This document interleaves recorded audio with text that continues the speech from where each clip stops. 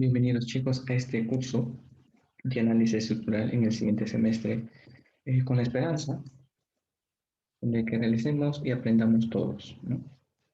Es un curso importantísimo en la carrera que ustedes están llevando, además de que también es un poco tediosa, cansada, pueden decirlo, o que a muchos les causa miedo. Es enriquecedor y es muy emocionante, chicos. Desde ya les hago la bienvenida, les doy la bienvenida, les hago de conocimiento. Este es un curso que de verdad, que si se le ponen empeño, si se enamoran de él, de verdad, les va a gustar de por vida. Hay que empezar para ello definiendo, ¿no? ¿Qué entendemos por análisis estructural? Casinelli en su libro, lo he copiado, porque es muy importante e interesante la definición que él hace, nos dice que el análisis estructural es la predicción del desempeño de una estructura ante cargas prescritas o ante efectos externos, tales como movimientos de apoyo o cambios de temperatura. Profe, entonces, en modo cristiano o en lenguaje así vulgar, ¿qué es lo que me quiere decir? El análisis estructural es justamente ese estudio que se hace de las cargas que van a actuar en una estructura determinada. Es una idealización, ¿no? De qué cargas van a actuar en esta casa, por ejemplo, ¿no? Podemos tener una carga de comprensión, una carga de tracción. Mira, ves, estiran acá los elementos, la carga de viento, la carga del sismo. Imagínate acá, mira que puede romper la estructura, la carga de la nieve. O sea, son muchas cargas a las que nuestra estructura se encuentra expuesta. Y esto que el ingeniero lo tiene que analizar, pues por supuesto, ¿para qué? Para escoger el material adecuado y hacer frente a estas adversidades que nos ofrece el medio ambiente, que nos ofrece la tierra. Porque ojo, el ingeniero estructural es aquel que se tiene que familiarizar con los problemas y darle solución, porque cuenta con la tecnología de la materiales hoy en día. Bien, como uno no puede llamar a alguien que no conoce, primero hay que conocer de tus antecedentes, ¿verdad? Hay que ver qué tipo de chico o chica tenemos para poder amar. Disculpen la comparación, pero es cierto, ¿no? Que si no conocemos nosotros de qué va esto, no podemos estudiar. Bien, chicos, así como a modo de preámbulo, recién en el siglo XVIII se empieza a aplicar los conocimientos de la mecánica en el diseño de estructuras, ¿no? ¿Por qué? Porque antes, en nuestros inicios, estas estructuras se aplicaba a un método empírico. ¿Por qué es un método empírico? Es el método de hacerlo así, paso a paso, error tras error, prueba tras prueba. Oye, ahora no me sale, pues vuelvo a intentarlo, no me sale, pues vuelvo a intentarlo, a no me sale, vuelvo a intentarlo, vuelvo a hacerlo, no me sale. Así como un sinnúmero de veces hasta que ya vas comprendiendo que por qué no te salió la vez anterior. Y así lo hicieron nuestros antepasados. Tú no creías que para construir una estructura, primero no tuvieron que haber, perdón, para construir una pirámide, no se les cayó una por ahí. ¿Tú crees que no se les habrá caído alguna? De las innúmeros de las muchísimas que habrán construido, estas fueron ya las que aplicaron la tecnología adecuada, ¿no? Y tienes que tener en cuenta también ahí que pues tenían que tener precisión porque si no pues lo mataban, ya está. Y es interesante por eso observar que ahí había una dedicación tremenda y una precisión impresionante ante el cálculo. Quizá hoy nos falte eso, ¿no? No se trata de eso.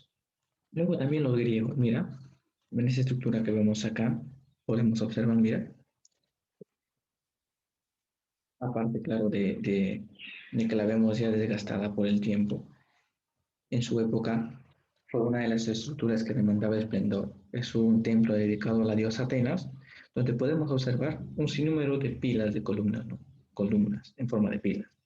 ¿Por qué digo un sinnúmero de columnas de pilas? Porque supuestamente acá había un techo, ¿no? Mira, imagínate, vamos a viajar en el tiempo y vamos a imaginarnos esto,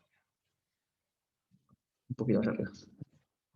¿Y qué pasaba por acá? Pues que como soportaban toneladas de piedras, tenía que haber un sinnúmero de pilares para que puedan soportar esta carga, profe.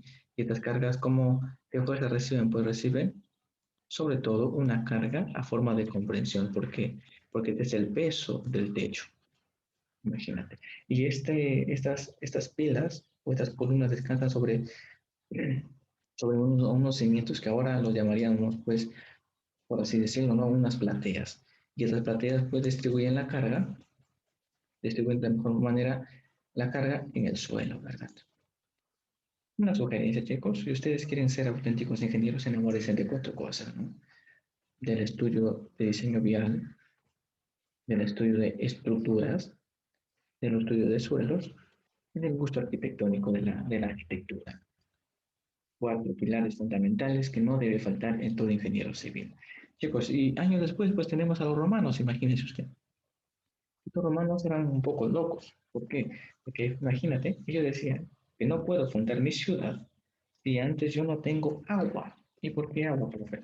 Porque tú sabes que el agua es el elemento primordial para que una sociedad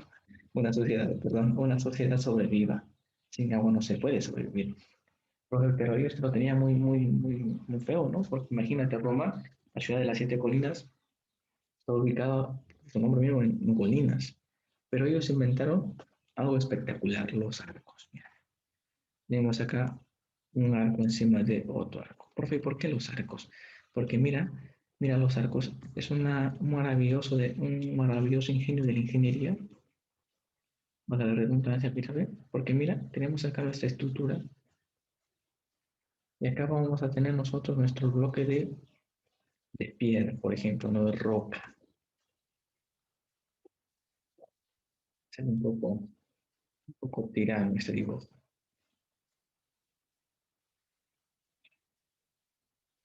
¿Y qué pasa en estos bloques de piedra o de roca? De roca, para hablar con un lenguaje más técnico, ¿verdad?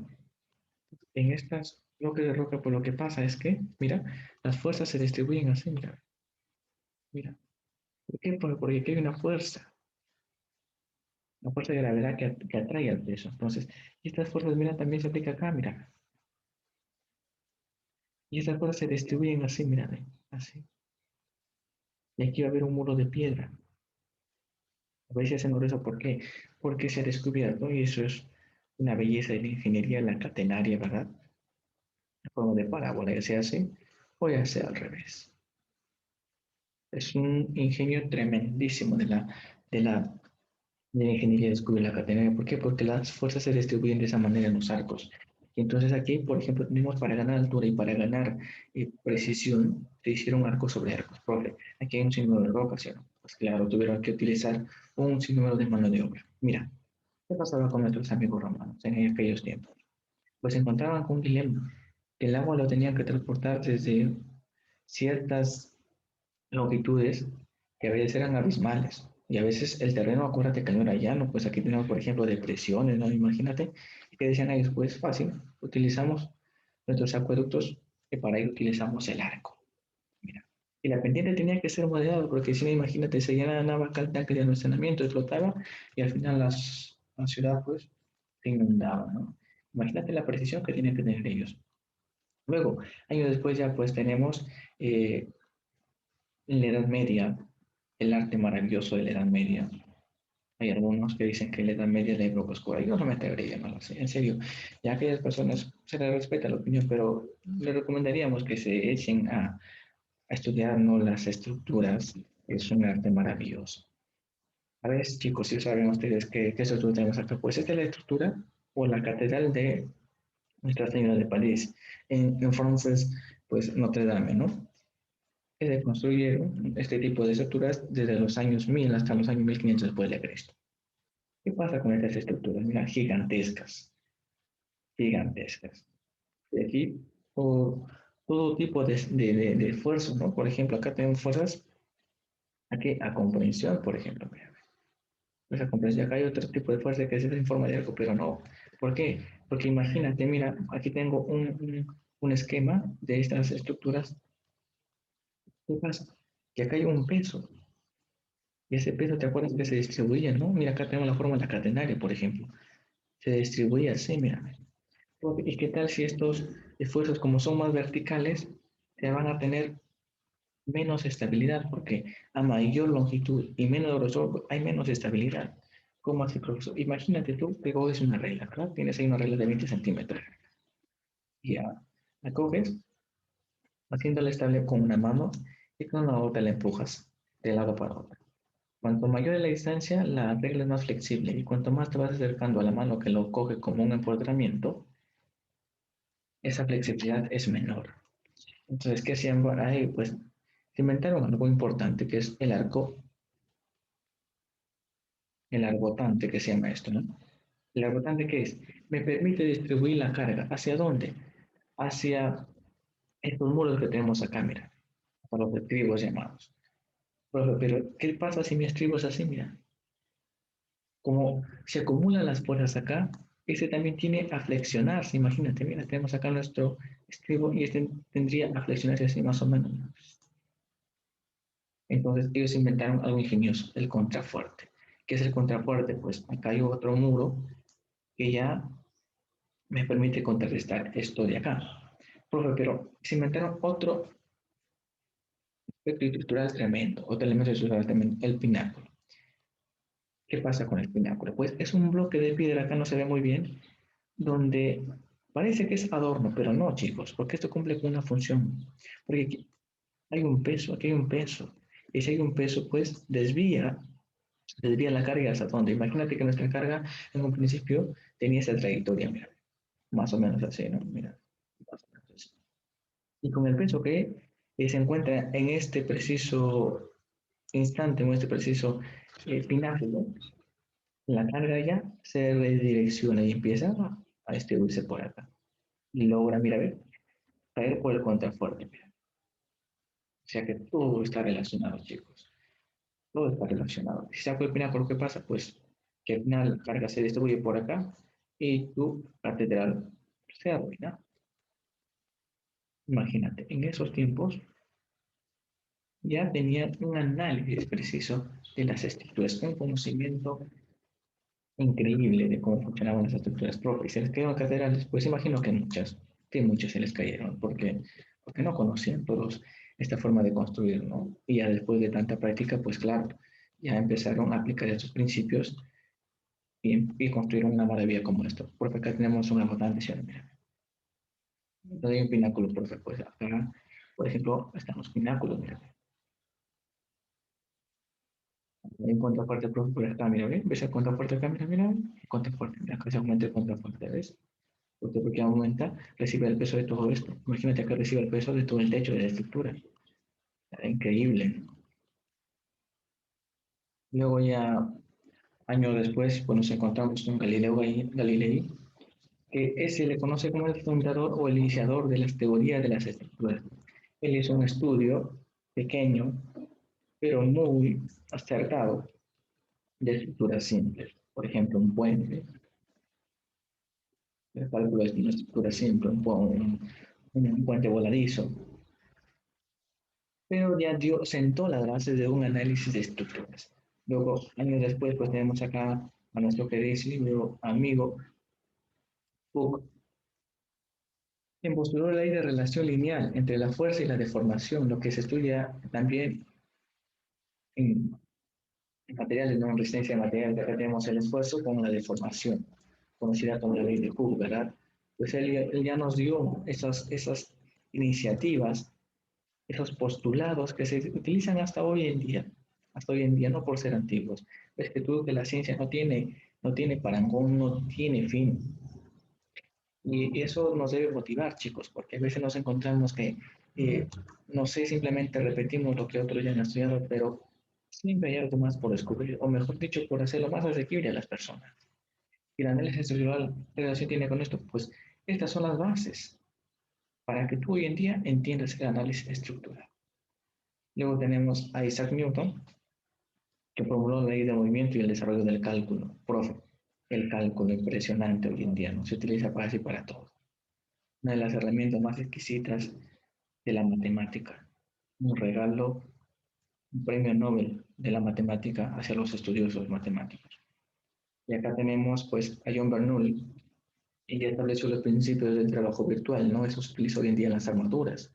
Por ejemplo, tienes hoy una armadura, mira por acá, mira, la armadura acá, un movimiento acá móvil, tienes acá una armadura y quieres saber la deflexión, o sea, Y para eso ya pues, se puede utilizar la carga unitaria, por ejemplo, que es el método del trabajo virtual. Luego tenemos a Euler, a Leonardo Euler. Él desarrolló la teoría del pandeo de las columnas. Impresionante avance, ¿no? Él dijo ya, predijo en sus estudios que estas columnas sufrían un pandeo, ¿no? De acuerdo al peso que soportaban. Profe, ¿y eso lo vimos en los pináculos, en los contrafuertes? Pues sí. A lo mejor en la Edad Media simplemente aplicaban este principio, pero no sabían calcularlo. Y ya Euler, un, un genio en las matemáticas y en los análisis estructurales, ¿no? Ya predijo esto, expandió las estructuras. Luego tenemos a Charles Agustín Corbin. Él fue el creador del análisis de la flexión en las vigas elásticas, ¿no? La flexión en las vigas elásticas. Profe, ese me acuerdo en física, ¿no? La electrostática. La fuerza de tracción no es igual a Q, verás tú, pero también se aplicó en el análisis estructural, fíjate. Él también estudió el análisis estructural y nos dejó este legado, el análisis de la flexión de vigas elásticas. Luego tenemos a quién, uno de los majestuosos también, uno de los personajes que deberían estar en tu cuarto, ahí con una pancarta, con un póster, como dicen. En vez de tener a Justin Bieber o a Ronaldo, con una máscara ahí en tu cuarto que te motive. Es el impulsor del método de la deformación constante y la ley de reflexiones recíprocas, o más conocido hoy en día el teorema de reciprocidad. Luego aquí tenemos a otro de los personajes de, de gran relevancia en el análisis estructural, y no solo el análisis estructural, eh, su método el círculo de Moore se utiliza en muchos estudios, en el estudio de suelos, en el estudio de resistencia de materiales y también en el estudio de análisis estructural, ¿no? Luego tenemos a nuestro amigo, lo reconocen a él, Albert Castigliano, quien formuló el teorema del trabajo mínimo. Esto se aplica para vigas tanto isostáticas como hiperestáticas que veremos más adelante. Luego de él también tenemos a Arwin, el autor del método de la pendiente flexión, en que se le considera como el precursor del método matricial de rigidez, ¿no, profe? ¿Qué pasa con él? Él ya predijo, imagínate que tenemos una viga, mira, acá tenemos una viguita, mira, esto ya lo he visto en estática, ¿sí o no? Mira, aunque yo ya he aprendido a calcular las relaciones, perfecto. Pero ¿qué pasa con esta viga? Esta viga se flexiona, ¿por qué? Porque hay una fuerza, y entonces, mira, hay una flexión, pero porque acá hay una pendiente, ¿sí o no? Una variación, se puede hacer de X, de manera vulgar. Él ya predijo eso, estudió, aplicó un método, y hoy día lo utilizamos. Y luego después tenemos a Cross, él es Cross, que desarrolló el método de distribución del momento en 1924, un genio. Profesor, con lo que tú me has dicho, pues hay un legado enorme, enorme del análisis estructural. Lo que parecía que el análisis estructural pues es moderno, pero no. Imagínate tú, desde antes el análisis, las estructuras han estado presentes en la vida de las personas. Y fíjate que ellos, sin tener los recursos que ahora tenemos, ya predijeron o ya estudiaron muchas cosas que hoy en día se aplican en la actualidad, en la época moderna. ¿Tiene futuro la ingeniería estructural? Pues chicos, por supuesto que tiene muchísimo futuro. Hoy más que antes tiene un futuro increíble, ¿no? Con las estructuras gigantescas y enormes que se construyen eh, en el país del primer mundo, en todos los países. Hay una demanda enorme de estructuristas. Pero ahora, hay que ser conscientes también de que la tecnología está avanzando mucho. Incluso hay software que hacen el cálculo, ¿no? por el ingeniero, pero eso no significa que tú no tengas que conocer aquello.